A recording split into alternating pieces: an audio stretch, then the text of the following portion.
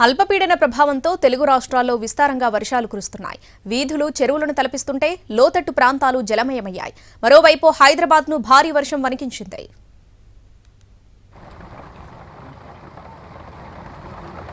పశ్చిమ మధ్య బంగాళాఖాతంలో అల్పపీడనం ఏర్పడింది.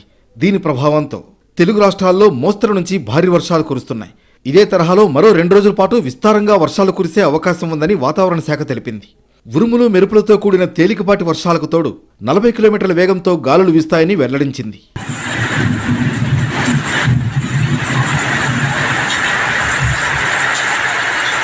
హైదరాబాద్లోని పలు ప్రాంతాల్లో జోరు వర్షం కురిసింది. లోతట్టు కాలనీలు, బస్తీల్లోకి నీరు చేరింది. ఆఫీసుల నుంచి ఇళ్లకు వెళ్లే సమయం కావడంతో రోడ్డుపై ట్రాఫిక్ నిలిచిపోయింది. వాహనదారులు తీవ్ర ఇబ్బందులు పడ్డారు. ముఖ్యంగా దిల్సుఖ్ నగర్లోని పిఎన్టీ కాలనీలో వర్షం నీరు నిలిచిపోయింది. చైతన్యపురంలోని కమలానగర్లో రహదారిపై వర్షం నీరు చేరి వాహనదారులు ఇబ్బందులు ఎదుర్కొన్నారు. చాదర్ఘాట్ వద్ద భారీగా వాహనాలు నిలిచిపోయాయి. యూసఫ్గూడలోని కృష్ణానగర్లో వర్షం నీరు పోటెత్తింది. మరోవైపు ఏపీలోనూ పలు ప్రాంతాల్లో భారీ వర్షం కురిసింది. ప్రధాన నగరాల్లో వర్షాలకు జనజీవనం స్తంభించింది. ప్రధానంగా రాయలసీమ, కోస్తా జిల్లాల్లో భారీ వర్షాలు కురుస్తున్నాయి. పిడుగులు పడే అవకాశం ఉండడంతో జనం అప్రమత్తంగా ఉండాలని ఏపీ విపత్తు నిర్వహణ సంస్థ సూచించింది.